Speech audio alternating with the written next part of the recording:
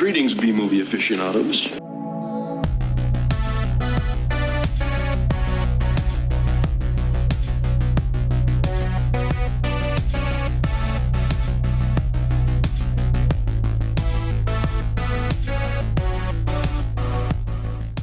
Hello, welcome to A Couple of Flicks. I am Tristan. And I'm Nick.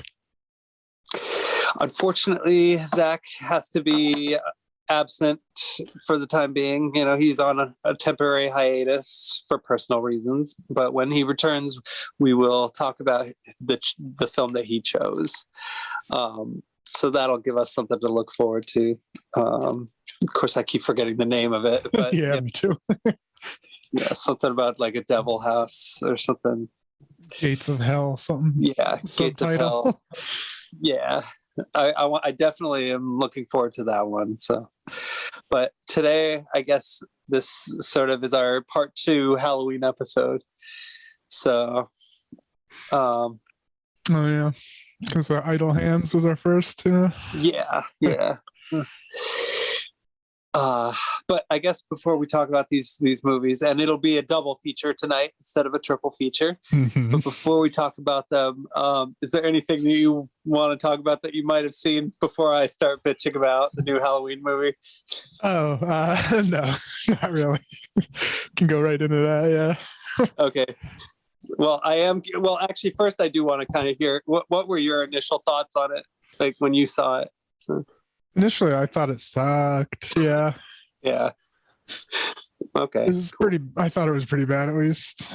I don't know. Worse than Kills, I thought, but some people want to say it's a little better. But yeah, whatever. I don't know. I mean, Kills They're both bad.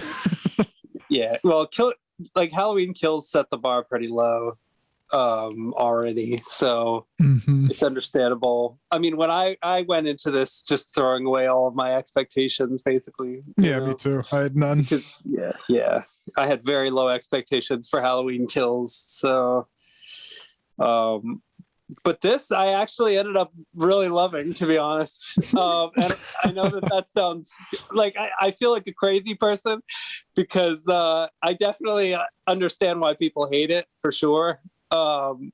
Like I kind of feel like the opinions are pretty valid, but I thought it was really fun, and like I will say that like it's obviously not perfect. I mean, the ending is. I mean, I thought it was really funny. Yeah, it was hilarious. Yeah. Like I think I might have mentioned that this might have been the hardest I'd ever laughed at an ending. Like, yeah, they really did end it. Yeah, and to be honest, I kind of saw the death coming. I didn't expect it to be as funny as it ended up being, but I saw it coming pretty early on in the movie when they're showing the junkyard and they show the close up of the grinder. Okay. And you know, like you show it once and it's like, all right, you're trying to establish atmosphere, you know, but then they show it a second time, like less than 10 minutes later. And it's like, I think Michael Myers is going to get put in the meat grinder. So, Cobb's meat grinder. Yeah. What I didn't expect was how like gloriously they did it. You know, they actually had it like a funeral march. Yeah, the whole town came out and fucking carried his body like Spider-Man and Spider-Man 2. Yeah. Oh my god, that was like the funniest thing. And it's like Jamie Lee Curtis just camping it up and just being batshit crazy and making just the bleakest, most Mrs. Bucket type of facial expressions you can imagine, you know, because Charlie Bucket's mom in Willy Wonka and the Chocolate Factory is like the most depressed looking woman on the face of the earth, you know. And to me, it felt like Jamie Lee Curtis was kind of channeling that energy at times, you know. So I really loved that. Like I loved at the end of the movie when she's standing there, she throws him in the meat grinder and she's just like she looks like she's possessed like a zombie. But yeah, I don't know. This really intrigued me actually. Like I got really pretty invested in it, and I love the whole idea of it too. Like I like the whole like I liked how it sort of stood on its own in a way. It kind of it didn't really feel like a Michael Myers movie at all. It kind of No. wasn't even. He was barely in it. Yeah. Yeah, you know, he was just some crusty idiot, like living in the sewers for 4 years. That was hilarious. Yeah, but I like the whole idea of how he sort of how like it was almost like the town had been affected by his evil, and how his evil had kind of spread throughout like everybody, and like all the characters in the movie were horrible people, like every single one of them, other than like the one character who ends up becoming worse than everybody. Mhm. You know, which, but I loved how that happened though, because you know, it all gets sparked by an incident that objectively speaking wasn't entirely his fault, but Yeah, I thought that was a good opening to the movie. That first scene with the kid yeah, dying, I was like, "Oh shit!" yeah, that was They a went strong off. way to open it. Yeah, Yeah, yeah, and the way that he killed everybody was like all the victims were assholes instead of like innocent teens or whatever, rebellious teens. Well, he did kill a bunch of teens, but yeah. Oh my god, and those were that was, probably the most innocent, but they were still like bullies, but still teenagers. yeah, it was interesting how he like, I mean, he definitely like gave it really good to that one guy with the blowtorch. that was gnarly. Yeah. Yeah, but then he gave it like equally as bad to the one girl who was actually sort of standing up for him a little bit, which I thought was interesting. You know, Yeah. Good old face stomp. yeah, that was gruesome. And this also probably had one of my favorite deaths in like the whole series, honestly, too. Like, just in comparison to like some of the ones that were in like part 7 and part 4, and part 2, because there were a lot of good death scenes in those. But this one had like the scene where the DJ at the radio station gets his tongue cut out, and then like he gets his jaw broken, and then his tongue cut out, and then like it gets stuck on the record or whatever. Yeah, and starts skipping. Skipping. Yeah, that was fucking funny. That was hilarious. Yeah, I liked all that stuff. I liked the whole thing where it was following this character really intimately. You know, it kind of reminded me a little bit of that Butcher Baker Nightmare Maker movie, where like all the mother figures in this movie are just demented human beings. Oh yeah, his mom was messed up. Yeah. Yeah, his mom was like really twisted, and it was kind of going for some really messed up stuff there. You know, it truly felt like a really like bleak ending to like a series. You know, like the title Halloween Ends. It's just like, all right, it's the end of Halloween. Like no more fun. Everybody's dead. It sucks. You know, Haddonfield needs to be blown up probably. Yeah, I don't know. And I also liked how it didn't start off like a revenge story. But then it kind of ended up having to become one at the end when Michael Myers shows up out of nowhere. Mm-hmm. But it was just so hilarious. I didn't even care. I don't know. It touched me. I liked it a lot. That's funny shit. It's one of my favorite. I think it's my favorite since part 3, actually, honestly. Did you like 2? I've only seen like the original, yeah, and then I mean, Rob I've seen Zombies. all of them. I've seen all of the Halloween movies, including the Rob Zombie movies, which the Rob Zombie movies were interesting in their own ways. But yeah, I mean, the 6th one is still the worst in my opinion. And then but number 3 was the one that didn't even have to do with Michael Myers at all. It was the one with the silver shamrock stuff, you know.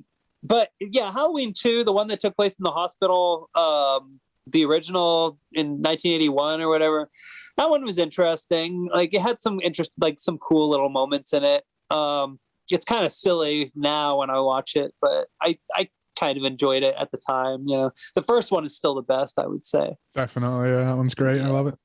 Yeah, and then I really liked Halloween H2O, even though I can admit it's a pretty bad movie at times. So, yeah. And then as for this whole trilogy, I'd say Halloween Kills is still the worst. So, yeah, in my opinion, I'm thinking same. I probably after thinking on it, because I mean you're not alone in thinking that it was because the Red Letter Media guys liked it. Oh, did They they? didn't. If you haven't, yeah, they did a half in the bag, and they enjoyed it. Okay. For pretty much the same reasons you were kind of going over. Oh, nice. All right. Yeah, no, I haven't watched that yet. I saw that they'd reviewed it, but I figured they trashed it, so I was like, And, no, they actually were like kind of said it was good. Yeah.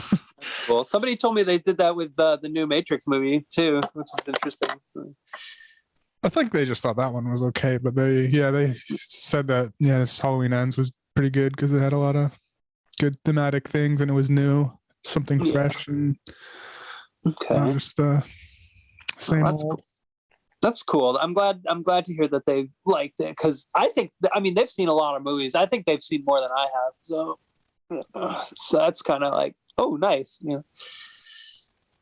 Yeah, I just couldn't get over like it was like the dialogue was real cheesy a lot, and yeah, Laurie's character, whatever Laurie Strode, was confusing. Like she was a badass to a senile old lady, seemingly, and whatever the scene wanted. Like, yeah, a little off-putting, but and also, I did. I was metaphor a lot. yeah, and I was confused by her. Like she was. Just the whole trilogy, I guess, itself was a little not well planned out. I think that was the biggest problem because she went from 40 years training, preparing for his return, even though he was locked in an insane asylum. And then after Halloween Kills, no one knows where he is. He's missing. So now she decides to return to the suburbs, buy a house, forget about him, and start writing a book. Yeah. I was like, why weren't you preparing this time instead of, and yeah. I think it was just about her.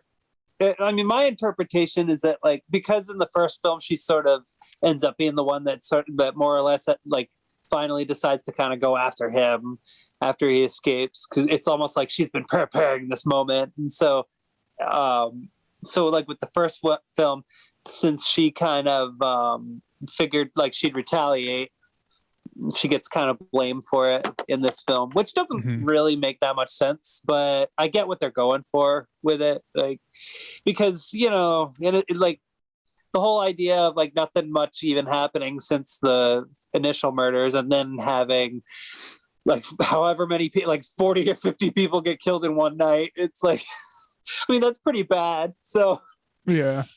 And I just don't really understand the whole connection between like what they knew she was doing versus what she actually did. That's the part I'm a little shaky about. Like, I guess in that way, maybe the film's sort of about how like the town's people are kind of taken over by the myth of Michael Myers rather than the reality, but I guess, I don't know, maybe that's also why I'm glad it wasn't a revenge story at first, because I don't know, the idea of her deciding to just tell her story rather than try and like continue this grudge, like she's kind of accepted the fact that she can't kill him, which she sort of already learned that in the first film, but the remake, or not the remake, but the 2018 reboot sort of more or less confirms it, because even though they set him on fire, he wakes up in Halloween Kills, which I feel like Halloween Kills at this point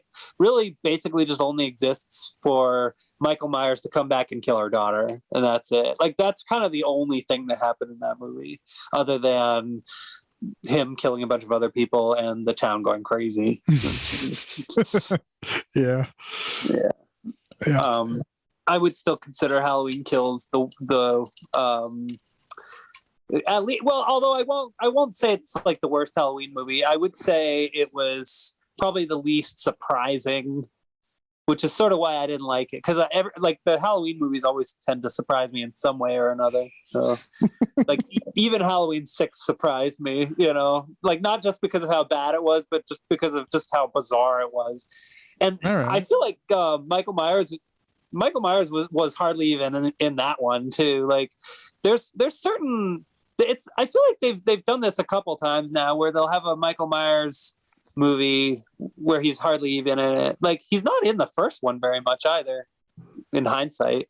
Like he shows up kind of briefly throughout, but then he only really does anything at the end. So, but then the Rob Zombie movie was more or less focused on him, like even as a child. So, Right. Yeah. anyway, those are my thoughts on the new Halloween movie. And I also saw the new Hellraiser movie, and I love that one too. So, Oh, nice. I thought it was really, really cool. It had like wicked good makeup. I don't know. I kind of like it more than the first one, actually. It just, I don't know. It struck a chord. I don't want to give too much away, but it's, in case we decide to like watch them and stuff, it's not going to make much sense for me to explain it, but I feel like it did something really cool with the original premise, and like they kind of twisted it around and made it weirder, but also kind of more palatable. But it worked. I don't know. It was a good movie. Okay. I thought the new Pinhead was interesting. Really creepy. I thought it was a good movie, actually. I heard it was good. Yeah, it looks. I haven't seen the original even, so probably have to watch that one at least. Yeah, I'd say the first two are definitely worth seeing. The rest are like, ugh, they get pretty bad. So one takes place on a space station. Shit. Yeah. Yeah, Hellraiser Bloodlines. That one was a really confusing one. Okay. Anyway, so I guess we'll talk about these two Halloween movies we've decided to watch. Mm-hmm. And I'm going to start with my choice, which is the 1980 something. I forget the year. It's an 80s movie. I know that much. Spanish picture, Cemetery of Terror. So, 85, I think. But, yeah. 85. That makes sense. Yeah. So this is. It's honestly a pretty simple story, just told really slowly. Yeah. Yeah. Which of course it all depends on how you feel about the payoff. So I guess it doesn't matter, but this movie definitely takes its time. It starts off with the psychiatrist who he's kind of freaked out because this former patient of his got really into satanic magic, apparently, and basically just got really started doing really demented stuff and using like black magic and doing crazy shit. And he shows up at he has like a flashback at the beginning of the movie of him chasing this girl in like a hospital, and he ends up killing her in the elevator. And so the cops blast him, and they don't kill him, or well, they do, but just not right away. It's like it takes more bullets than expected to take him down, Yeah. which is kind of the first clue that something's not right, like something supernatural is going on. So that's how the movie begins. And it turns out that the psychiatrist is actually trying to get clearance from a judge to have this body cremated because he feels like if it's not cremated, then there's too much of a risk of the body being reanimated, so to speak. Mm-hmm. And actually, his superior even criticizes him for it, which he soon lives to regret. The cop guy, yeah. Yeah, because they get into an argument about how, I don't believe in hocus pocus or whatever. He says something in Spanish, and the guy, he does eventually get clearance, and they do go to the hospital to retrieve the body for cremation. But the gag is that a bunch of college kids decided to act really stupid. So dumb. It was so dumb. Yeah, they stole a body. So, little backstory on them, I guess I should provide. So there's a couple there's like three girls, and they have like this plan to go to a concert. But somehow they get tricked into doing some other thing, which they're not really specific about it. But she says that it's a jet set party. Yeah, a jet set party, which apparently involves cameras. I think it's just like they were told that it would be a party with like, I don't know, some celebrities, maybe some Yeah. type of jet set. I just kept saying jet set party.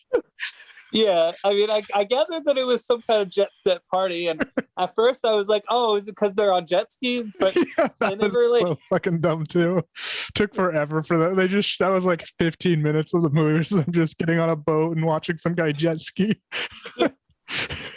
Yeah, you could like this is definitely like you could tell this movie has a really low budget because every other shot goes on longer than it should, which indicates to me that the folks who were editing it just were having a tough time. Like they had to probably rush through it a little bit because they probably didn't have a whole lot of time to really properly edit it.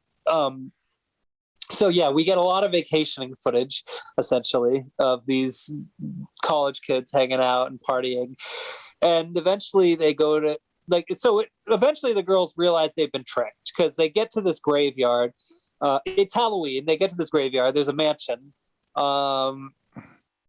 and they're in this mansion, and it's dark. And well, actually, no, it's not dark. They end up, brightening it. But they get there, and I guess the girls pretty much realize that it's not a jet set party, so they're pissed. No one's there but them. Yeah.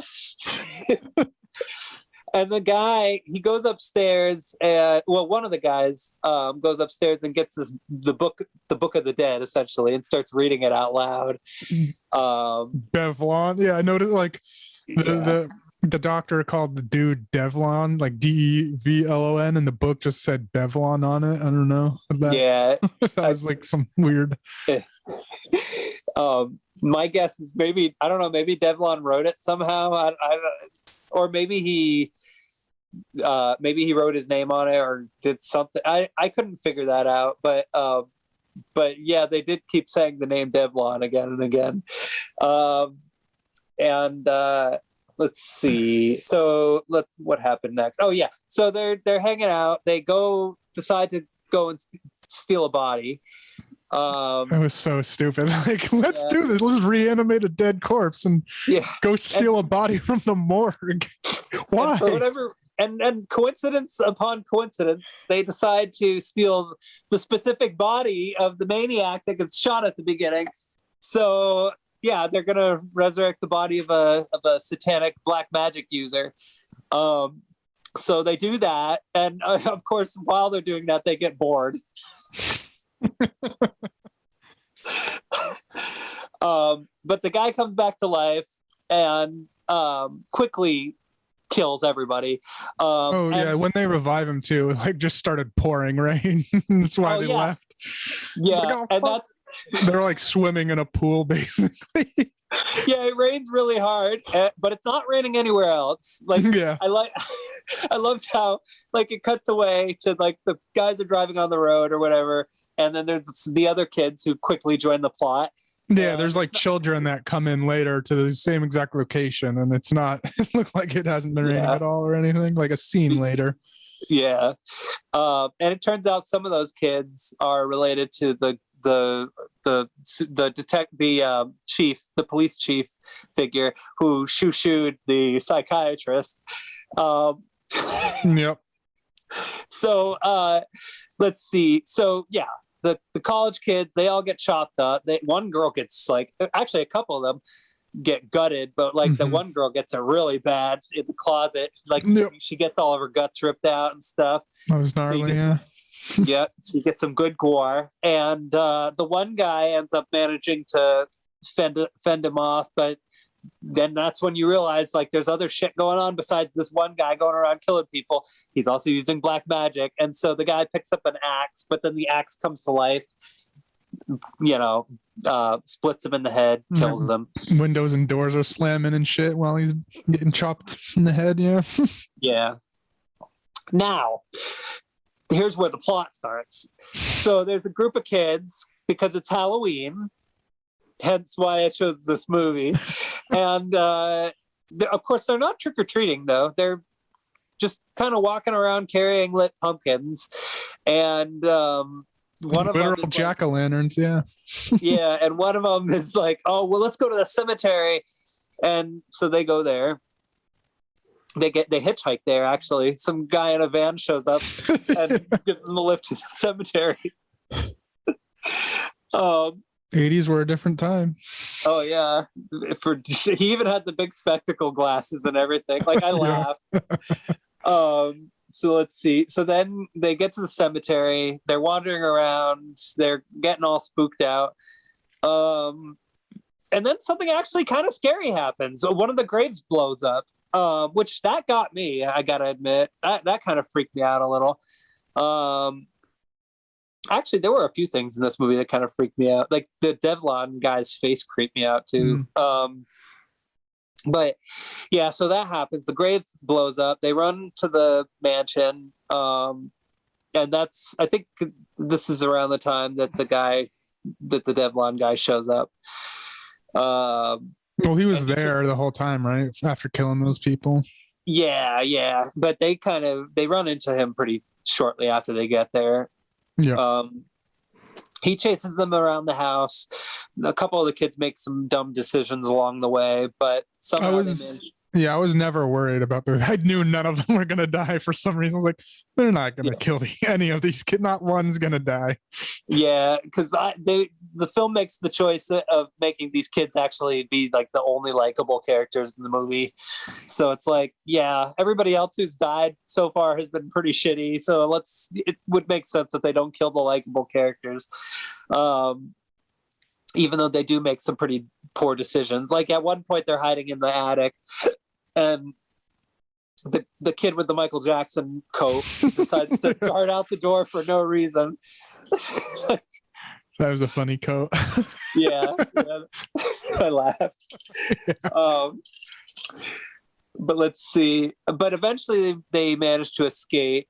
But because the one guy, the older kid with the black hair, he's like the oldest kid in the group. He's essentially the one who's babysitting them all. Because I think the rest of the kids were younger than him. Yeah. Although apparently he doesn't know how to turn off a stove.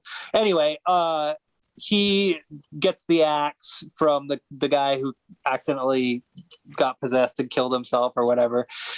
Who got killed by the possessed axe. He grabs the axe. They run down the stairs. At first I thought they were going to chop down a door, but instead he actually chops through a window, which actually that makes more sense because the door is harder to chop through. So yeah. So they get out, and then this is about the time that the zombies start rising from the grave, which was a pretty cool sequence. I like that. It had some cool effects in it. Yeah, the zombies look decent too. Yeah, I like the way the zombies looked. Like they were cheap, but in a cool way. Yeah, like they were stylish. I was like the whole spell made them rise too, though. I guess that was the idea. Yeah. The spell can do everything. It can make axes fly in the air. It can make people freeze. It can rise zombies from the dead. Like black magic knows no bounds. This is where I was real bored too, though, because it was a long ass chase scene. Oh, yeah. And I knew they were all going to be safe. So I was just like, okay, all right. They were grabbed a few times. I was like, he's fine. Yeah, I mean, you turned out to be right. It's true. None of the kids end up dying. But there is one close call where they almost are managing to scale the fence, but then the fence rises higher, so now they can't reach the top. But just in the nick of time, the psychiatrist shows up and busts through the gate. Yeah, he stole the cop's car. yeah, which is awesome. And he even manages to run over a few zombies in the process, which is cool too. However, after the kids get in the car won't start. So, no. Yeah, so now they're all fucked. They have to get out of the car because now they're getting attacked by zombies. They run inside the building. There's this whole confrontation with Kevlon. What's his name again? Devlon. Sorry. Where essentially the third youngest girl gets a hold of the book and ascertains that she has to throw it into the fire. Somewhere in the midst of all of the chaos, the psychiatrist gets hit in the face and killed. after a big thing where she freezes because he uses her black magic to freeze her. So now she's holding the book and can't throw it in the fire. So that's how they. Yeah. Okay. Yeah. And the chase scene too. They're told that crosses. Also, I noticed crosses made them scared and shit. Like, oh, what are they, vampires? Yeah, like, so some of the kids are holding a giant cross while all this crazy stuff is happening. I mean, it kind of reminded me of like Scooby-Doo or something. Yeah. Yeah. But yeah, the psychiatrist gets killed. The death scenes in this movie are gory, which is why it's kind of funny that it's following a bunch of kids, because you get like people's guts getting ripped out, people's faces getting split open, like the whole 9 yards. But eventually the book gets thrown in the fire, and that pretty much takes care of everything. The kids make it out all right. Nothing a whole lot else happens. They, daytime comes and they all go home. But then the psychiatrist wakes up and he's got like an evil face. So twist ending. Ooh, happy Halloween. And that kind of sums up everything that happens, more or less. I mean, yeah, it was not a lot happened, but it lasted long enough for a full runtime, I guess. Yeah, I mean, I don't remember any of the characters' names other than Kevlon and Devlon. Yeah, I mean, I don't even remember his name, I guess. And then, I mean, I guess really the only major problem with it is how slow it is. If it weren't so slow, I would be less hesitant to recommend it. But I honestly did enjoy all the gore. And I did think that like the last half hour of the movie was kind of fun, where they have to like run away from the killer, and then like the guy trashes the fence and just all the craziness. Like, I don't know, there were some fun bits here and there. Like, I thought the momentum picked up after all the dumb college kids got killed. I don't know, it started off kind of like but it got better as it went along. So I'd give it personally like a solid 3, I guess. I don't know, what were your thoughts on it? It was all right. Nothing too special. Like, some of the shots were cool, but yeah, way too slow and long. I mean, I guess it was a normal length movie, but yeah, real slow. So if they made it faster, like, it wouldn't be feature length, really. Probably like an hour long, maybe. I don't know. And then I didn't like the kids subplot thing, or main plot, I guess it was. Yeah. Because like I said, there was no tension for me when I kind of figured out these kids aren't gonna get killed. None of them like, it got a little more tense once the doctor arrived, because like, okay, how's he gonna die now? But because they had to pull a Dr. Loomis. But yeah, I give it like 2.5, I think. Just average, Yeah, I'd say so. It's definitely pretty average. It's, it makes a fun little Halloween movie, though. I mean, even though it doesn't have much to do with Halloween, it's not bad. Like, it's not a bad one to watch. Like, if you're with like a group of friends and you want something kind of mellow to finish the night off with, I think it works pretty good. So yeah. All right, cool. I guess that's about everything that we have to say about Cemetery of Terror, really. All right, here we go. All right. So my pick was Night of the Demons, the 2009 edition. Yes. And for the record, like, neither you nor I have seen the original. No. Okay. But I did, so I looked it up because I was curious how close this was to the original. It's like the plot synopsis of the original didn't sound that really all too close. Like, it just was a smaller party that they performed a seance in, and demons attacked, I guess. But it was written, it looks like it was written, these like the 80s version in 88 was like spawned 2, like there's a Night of Demons 2 and 3. Oh, okay. that have like, I guess, some type of, like, the first one got a little cult following still to this day, I guess. Yeah, some like one good friend of mine, that's like one of his favorite horror movies. Oh, really? Yeah, I've heard it's really good, but I just never saw it for some reason. But I've always been interested, just because I always find movies about demons in general to be pretty fun. So Yeah, so like the writer director, I guess, or whatever, of this, of all the whole trilogy, like, he did the first one, the second one. He didn't do the third one, but he did early screenplay of this one as well. So it's like nice. the writer of the franchise, I guess. But Okay. so yeah, this is a 2009 movie. Yes. Very 2000s. And just from the way everyone acted and just the way it was felt, like, just, I don't know, like the filter or whatever the hell they were using. Like, the color scheme, yeah, the saturation, clothing, the music. It was kind of that music that sort of, it was like that music that came out, that sort of dark new wave that sort of got popular shortly before, like, a lot more electronic stuff started taking over the radio space again. Yep, straight to DVD movie.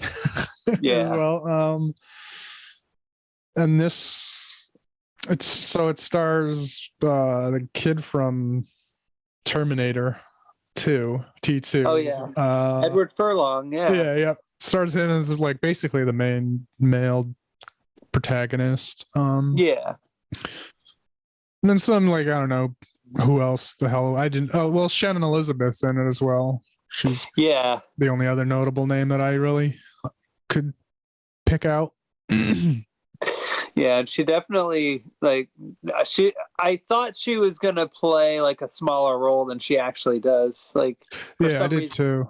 Yeah. But yeah, so we're introduced to three main girls first. Or actually, no, it starts out with like this silent movie thing. There's a lot of cheap ass jump scares in this movie too.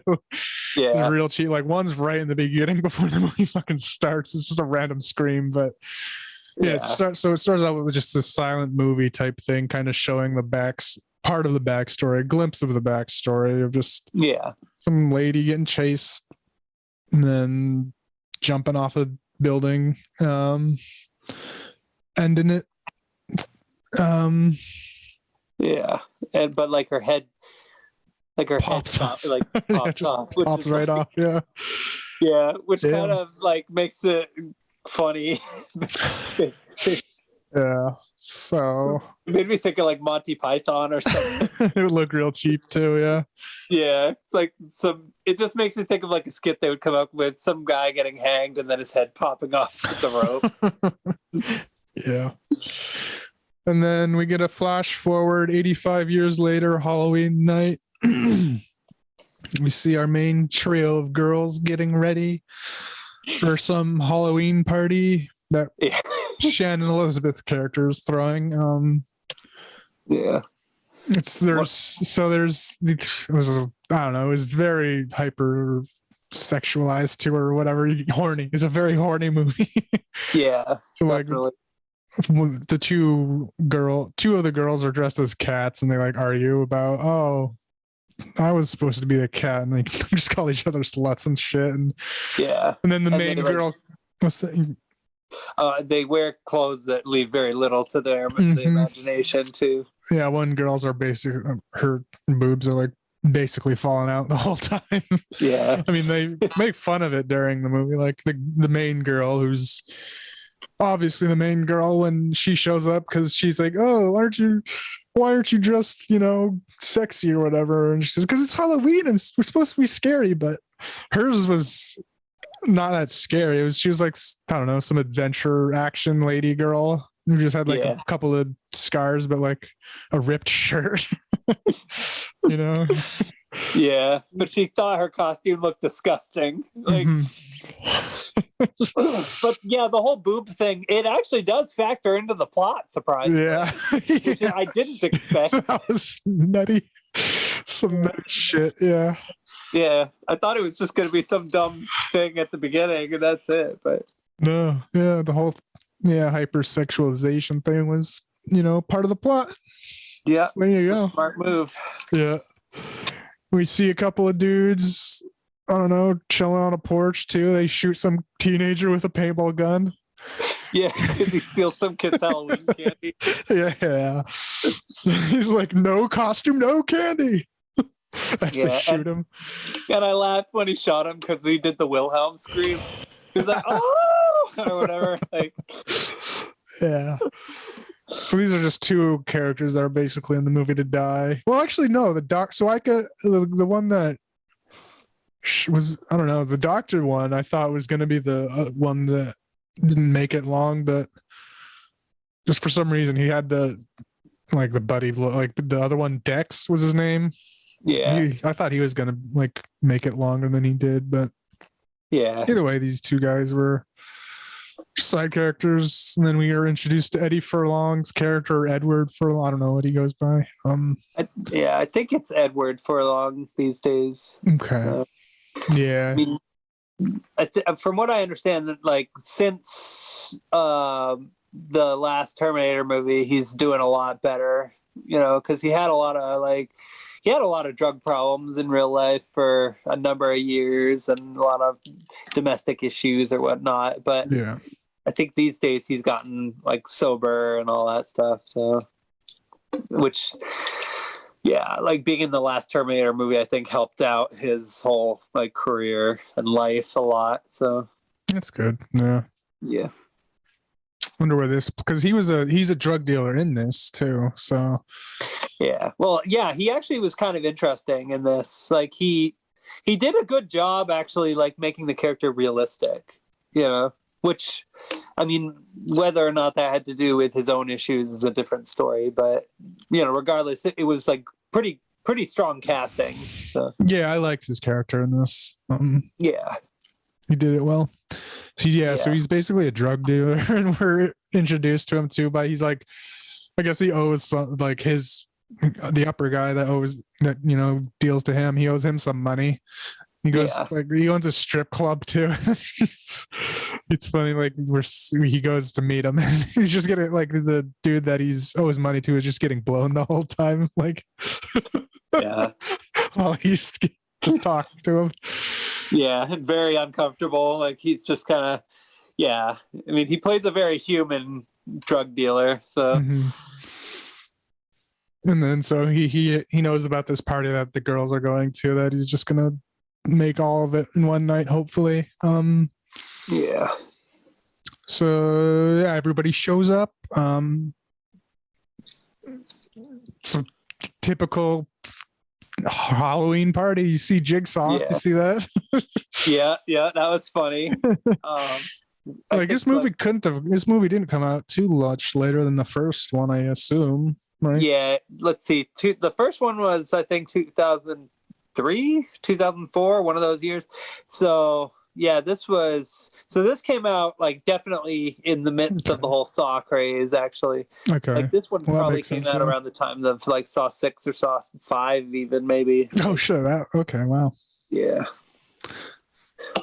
I mean, was there anything cool about the party? Let me see.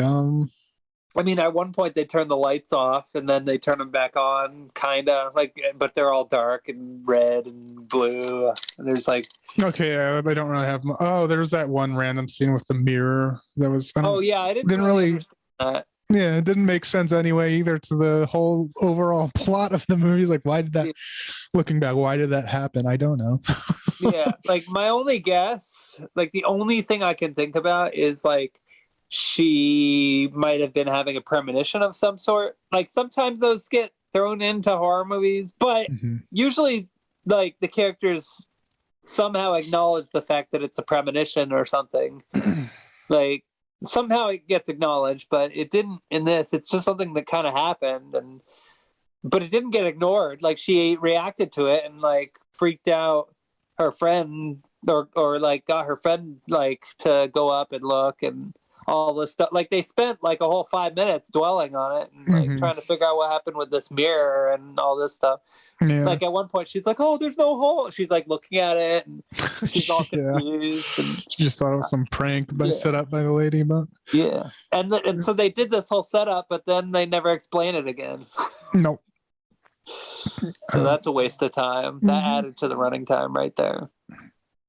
Yeah, it's like an hour 36 long movie too. I guess with credits, but yeah. So the party kind of stops. Like, the lights go out, and then Shannon Elizabeth, she gets a spotlight on her and has she tells a little backstory of like what we saw in that silent movie. Just like, oh, this house was haunted type of shit or something. I forget exactly what she's, because we don't get the full backstory till a little later. Yeah. But she gives us a little peek of it. Some over the top cheesy speech, and then just let's party and get fucked up or some shit like that afterwards. Yeah. And then everybody starts dancing, taking drugs, drinking, going crazy. Yeah, you see her like just pouring like alcohol down people's mouths and shit. And Eddie Furlong's or Edward Furlong's there dealing drugs. And he's actually the ex of the main girl character too. We find out. And so like there's that whole thing, and that sort of like he has some trouble getting in because like the girl at the front who ends up kind of backstabbing everybody. That's she's funny. There kind of because he had like she ends up making him pay her like $120 or something to get in. Yeah, it's cutting into his profits. What is he? I guess he'd hope to make that back in there, but probably didn't happen. No, because shortly after the party starts, it ends. The cops show up and bust it. So that lady, she just leaves with all the cash. He chucks the drugs down a vent. Like the ink. And like the big, I wrote her name Big Boobs. Like I don't know any of their names at all. Except for Shannon Elizabeth was Amanda, I think, or Angela. Yeah. It's the only one I could really remember. Big Boobs. She got drunk, super drunk, and passed out. The two of the other characters, like the not doctor guy and the other cat girl, they I don't know, went upstairs. So basically everybody like kind of split up. So they were stuck in the house because they were trying to find each other. But the gates to the outside of the property get closed and locked, so they're all kind of locked in the property, the premises. And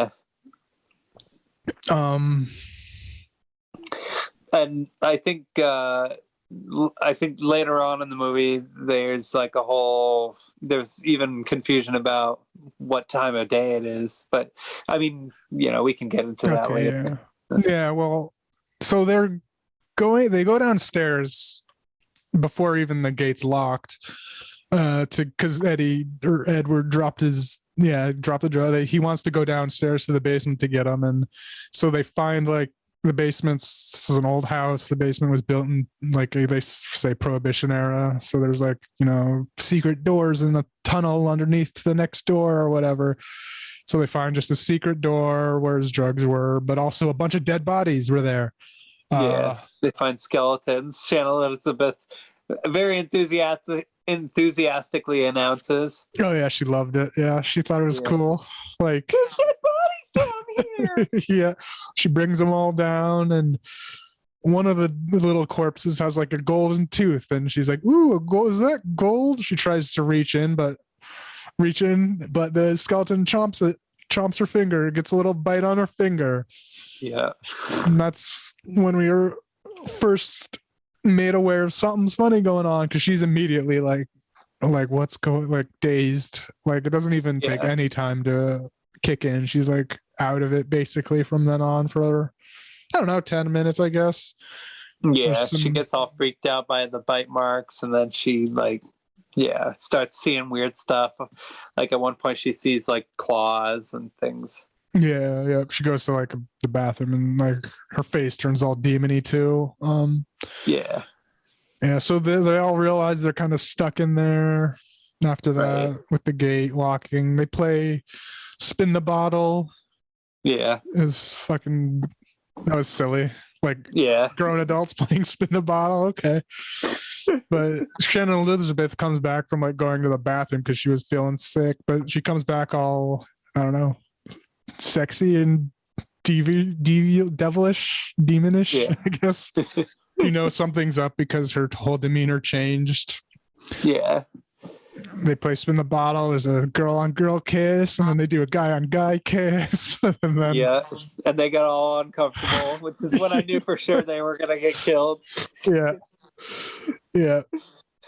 And then Shannon Elizabeth's character makes out with not even the main girls, because that would be Edward, but just the other dude, the guy that I thought was gonna make it longer than he did.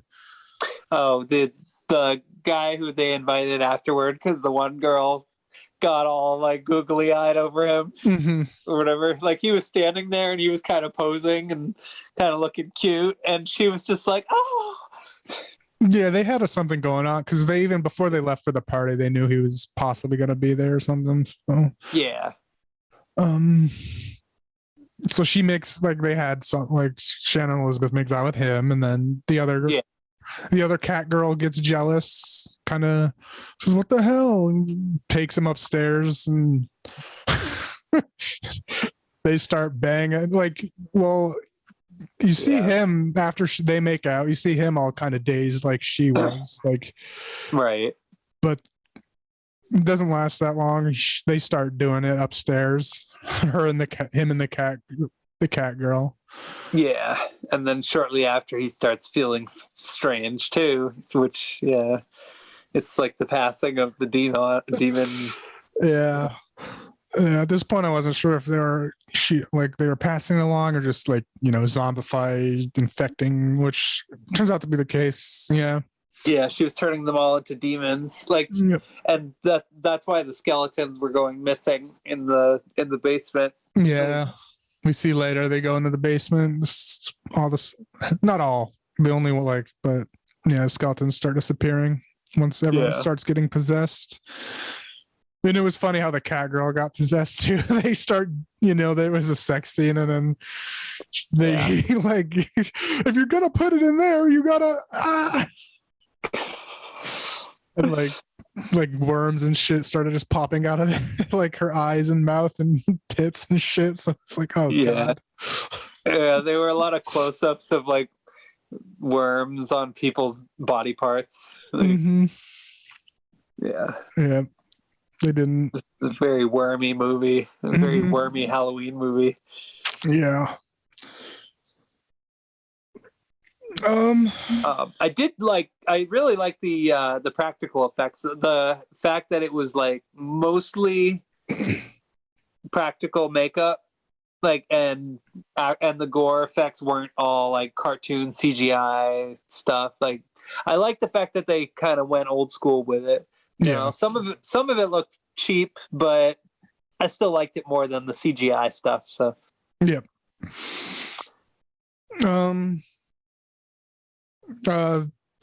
What's Angela and the other big boob girl, the big boob cat lady? They start making out too. Yeah. But yeah, no, they were floating for some reason. Oh, I guess because she was a demon. I guess that makes sense. Yeah, and then she rips her face off. Yeah, that was gnarly. Yeah. She like cuts her boob out or something, or bites it off or something too. She cuts her boobs off and then rips her face off. Yeah, and then they actually incorporate that into the monster design. Yeah, because she has like, I mean, you could talk about it if you would. I can let you talk about the best stuff. I don't want to spoil that stuff. I think that was the other one, though. Catgirl 1. Oh yeah, I think so. Because the other one just had the face off. She had just like a skull. Okay. Like she had a skull, and the other one was more, I don't know, green body with like kind of Medusa-y looking. Yeah. Yeah, she had tentacles. Yeah. So her tenant, like, so the other three, the Eddie Furlong, doctor guy, and main girl, were out looking for another gate. They come back in, and doctor has to go take a piss, and he's met by the girl that he's like, wait, aren't you with? And she tries to seduce him, and he's like, but you're with what's you're with Dex. And she's like, oh. It was no, this is the weirdest fucking part of the movie. Yeah, and I like. It's like, what the fuck is this? Yeah. But I like. So she's like, because in the beginning she asked the other girl to draw a cat ear or the cat whiskers. So she asked him, "Can you draw my whiskers on?" And he's like, "What? Are you okay? Are you high?" And then, so he starts with a thing of lipstick, and he's like, "Are you sure you want lipstick?" And he's like, "No." She says, "No, not there." She takes it, reveals her boobs, shoves the lipstick into her breast, and then pulls it out of her nether regions. Blood's just pouring out, and you're like, what the fuck is going on? And so is he just like books it out of there and is like, I don't know what's happening, I think she's sick, like, can we go? And then at one point he even outright says, like, in vulgar detail, in the vulgar words, which was just a funny quote, like, and I guess that was his audition line. His audition scene he had to do was that scene. Yeah, it's probably too spicy to say out loud. Yeah, YouTube will age restrict us. Yeah, we'll get fucked. Even though okay. Anyway, yeah, that was pretty funny shit. Like, yeah. Well, they go up there, try to investigate as well. But everything's missing. No blood, no nothing. They're like, "Oh, you're crazy." Like, so far the other two haven't noticed anything weird. Yeah, because they're running around being demons. Yeah. And then just shortly after, really, but they just start getting attacked. Yeah, the demons just pop up, start getting attacked. The big boob lady gets stabbed with a poker, doesn't do anything. The other lady, the other cat girl, the one with the thing that just happened, she has tentacles coming out her breasts. That's her powers. Yeah. That was her. Yeah, the one guy keeps saying again and again, I stabbed her with a poker. I stabbed her with a poker. Yeah, nothing happened. Like, the main girl just yells at him to shut up. We get it too. Like, yeah, we heard you. I have to open my door real quick because my cat is pawing at the door. All right.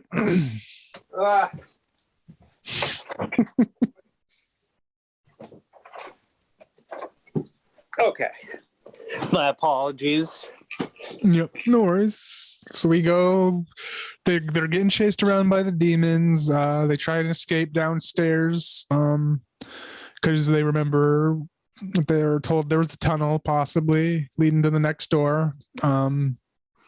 That's when they find, like, oh, half of these, like, the skeletons are not even here, and the dudes aren't, like, that's what the main character says, the main girl says, and the guys are just arguing with themselves. They don't give a shit because they found a gun too, so they're just arguing, like, aren't you a drug, like, the doctor dude, aren't you a drug dealer, don't you know how this works? And they're like, no, I don't know. But they find a gun, they go down into the tunnel, they find where the tunnel is. They start getting attacked, like, there's roots start. Initially they question whether there even is a tunnel, and they don't even know, like, only the one girl notices that there's, like, only two skeletons left. Yeah, they don't even acknowledge that she said it too. She's like, why are they're just arguing about something with each other, and then she just says, hey guys, look. She points down and there's the tunnel entrance, and they're like, oh, okay. Yeah, that was ridiculous. Yeah, they get attacked in the tunnel. like roots start grabbing them and shit, and the boob tentacles wrap around them and stuff. Yeah, and at some point, I don't remember when the guy with the paintball gun. I don't remember when he gets killed, but I remember he dies first. Yeah, he dies a little later, a bit later. Yeah. Oh yeah, because they make it out. He has the gun. He tries to shoot him. Nothing happens. But yeah, Edward Furlong, he grabs just some random rusty piece of rebar pipe thing, whatever the hell, and it. For some reason, I was like, well, why did that have any effect on them? Because it like burned their skin when the demons. Right. And we learn, because after they make it out of a tunnel, and they find like just this safe room, basically, and we're given the whole backstory of these demons, which is, I mean, throughout we're given pieces, but basically what happens is there was a maid that made it out of the whole first fiasco alive as well. And she kind of wrote down what happened, I guess, on the walls of this place, but also while she wrote it down, she made, I don't know, some spell to make that one room in the house protected from the demons. So the demons can't get in this room, but she also wrote down what the hell happened, which is, I guess, a long time ago, some demons were so bad that they tried to overtake the devil himself, but they got tossed out, like and their punishment is to roam hell, or not roam hell, but roam the earth for whatever reason. That was their punishment that they got kicked out of hell for. Right. And the only way they can be freed, I guess, from this house, maybe, or something, I don't really know. It's a little unclear what they were stuck to. Was they have to possess 7 people, because there's 7 of them, so they have to possess 7 people, and they can't be like dead bodies. They have to be living bodies. Right.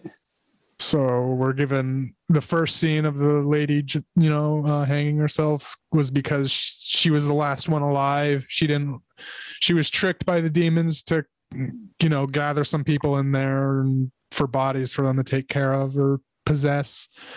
Yeah. She just, instead of letting them possess her, she ended it, made it so they couldn't succeed, because they can only do it every Halloween night. Right. And that was a cheesy little, like, I just explained it as best I could, but it was really cheesy when the girl was explaining it. Yeah. Yeah. I mean, it was kind of a contrived thing. Like, So yeah, they kind of just chill in that room for a while because they realize they're safe, and like, all right, all the markings and stuff. Yep. I was like, okay, so how are they gonna make them get out of the room? And they eventually do. I was surprised. I mean, not really. I was surprised that they let them go for that long. Or I don't know. They were in there for a while, it seems. Yeah. I was wondering if they were gonna make it out or not, but no, they don't. Yeah. Because the walls start bleeding. Yeah. Yeah, like the main girl even confronts like this Shannon Elizabeth's demon character right outside the door, and says, "Oh, you can't get in here!" Ha ha ha! And slams the door in her face. But eventually, that's fun. Yeah. Yeah, so she kind of eggs on the demon. So everything that happens next is her fault. Mm-hmm. The walls start bleeding, and that starts erasing the runes that the maid drew, and erasing the spell. But they are able to keep drawing. They grab charcoal out of a fireplace and keep drawing this magical runes or whatever back on as fast as they could, and kind of worked, I guess. I don't know.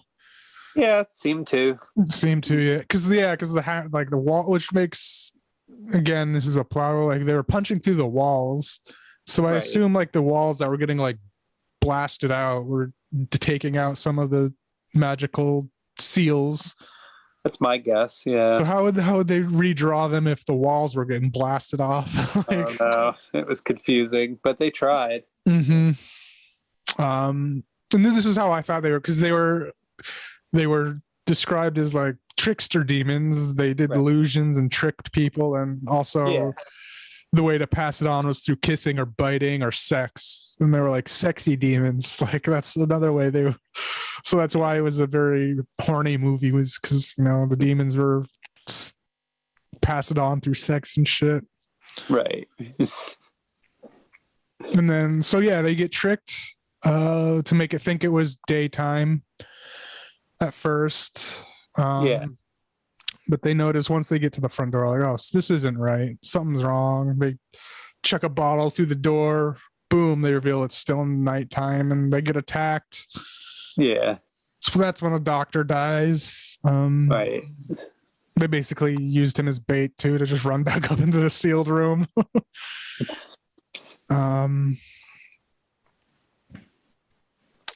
Yeah, that was pretty brutal. Yeah, like Yeah. another gory death scene. Yeah, he basically gets his insides eaten. Yeah. Yeah, guts ripped out and eaten and shit, but he turns into a demon. Yeah. And then what happens with Edward Furlong is a little confusing, but I think I get it. Like, yeah. So they run up to the safe room, which has a bathroom attached to it as well. And he's freaking out. He goes, does one of those face wash things that you do in a movie when you're all freaking out. And there's a bloody pool of the tub in the bathroom's full of blood, and he like kind of pokes it. And then one of the demons pops out of it and grabs him and shit. Yeah. And he gets out though, and he's like, "Oh, that bathroom's not protected. Don't go in there." But the main character, she asks if he was bitten. He's like, I don't even think he answers. Yeah. But he just kind of falls through the floor. He pulls the Kazam. Yeah. He falls through 3 floors. 3 floors. Like, how does that fit? Like, the first one just kind of crumbles, and then he just falls through one, and then another, and then like another. Yeah. Like, I don't know if he lands in the basement and fractures his leg. Yeah, like it was gnarly. Like his upper thigh, like I don't know, whatever the big bone in your leg is popping out and shit. Totally busted. Yep. And she rappels down, tries to reset it or whatever. Yeah, he's like screaming in agony. Yeah, all this other stuff. He even at one point like tells her not to come down, but she does anyway. Yeah. And then like while she's fixing his leg, he suddenly turns into a demon, and that's the part that confused me. So what I think is that he was bit by the guy that jumped out of the tub, and it was just a way to lure her out of that room. Okay, that's why he said, "Don't come down here." Okay. Yeah, I think he was already taken, like possessed at that point. And yeah, but she didn't listen. She knew he knew she was a good lady, good girl. Yeah. So, yeah, she climbs back up somehow. I don't know. She just grabs some rusty shit because the rusty stuff that was also explained is because they're an ancient evil. Yeah, and iron is an ancient metal, and rust corrupts iron, so like demons don't like it for some reason. The rusty, yeah. I guess that makes sense. Yeah, it's a little confusing, but that's okay. Yeah.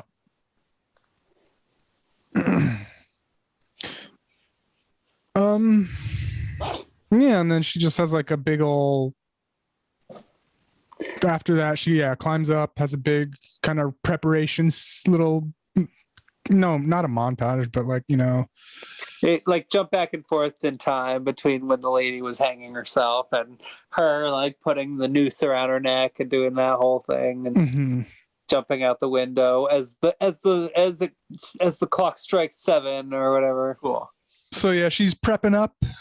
She like puts rusty nails and shit in shotgun shells or something. Like, I don't know how it would technically work. I don't think that even a gun would be working from back then, probably after all that time in the basement anyway, but somehow she gets more shotgun shells too. They don't really, it's just contrived bullshit just to make a nice little action scene at the end.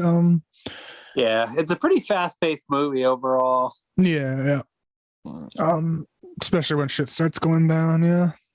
Yeah. She makes brass Knuckles too out of like a bed spring, a rusty bed spring. Yeah, that was cool. And she basically fights out like what I was cause so that I was like, why doesn't she fights him off for a little bit, but like I don't know why she just doesn't chill in that room because it was still protected from what I could tell. Yeah, probably. I mean, yeah.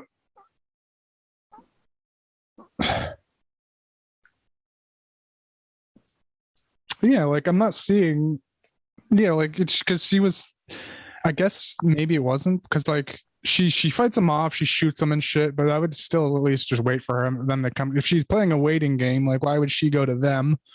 She's just waiting for the sun to rise. I couldn't figure that out. I don't understand like why she sort of did what she did. It was weird.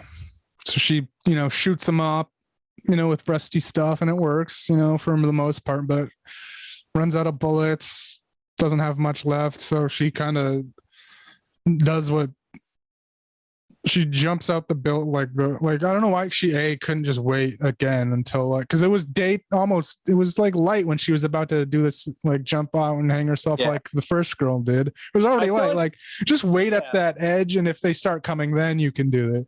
But she just does it anyway.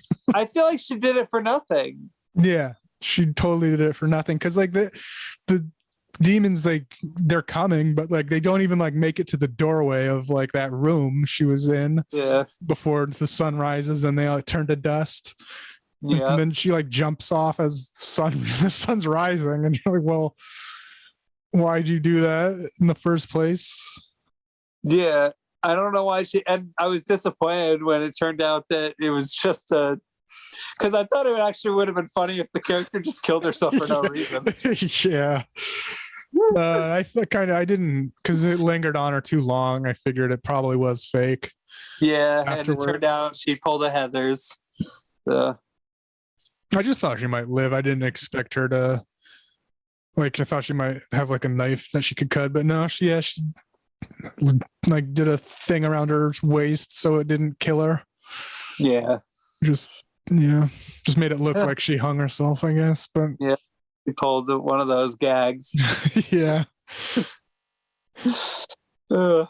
She has some dumbass corny hero line at the end like, you're not so smart, demons aren't so smart. Which is like, well, neither are you because you could have waited in that room.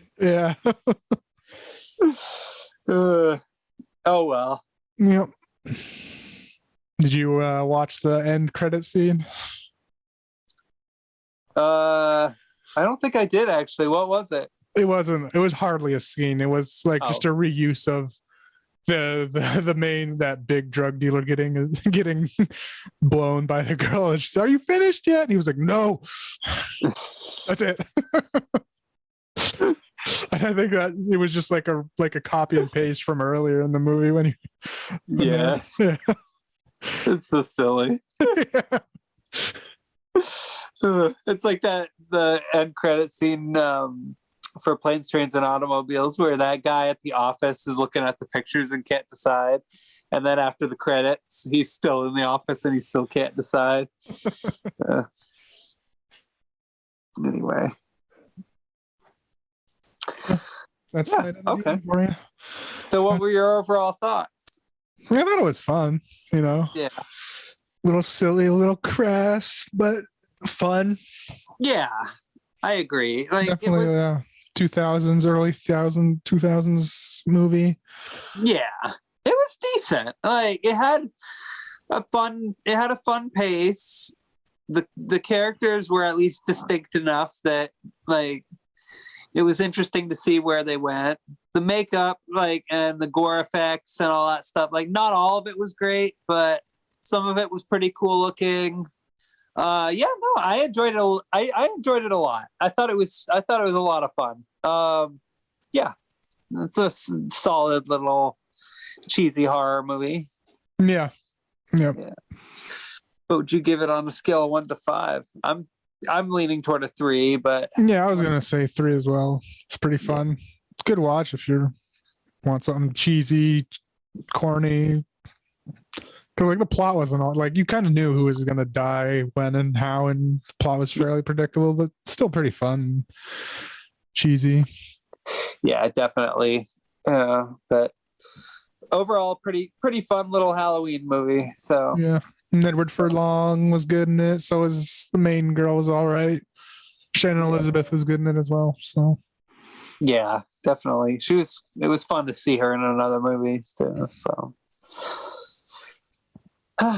So yeah, overall, I think we did a good job on these Halloween choices. yeah, it's a good little couple of flicks. Yeah, definitely. So, all right, yeah, I'd say both of these were better than Satan's Little Helper. So, Mm-hmm. For sure. All right, well, I guess happy Halloween and have a good night. Yeah. Happy Halloween and have a good one. Greetings, B-movie aficionados.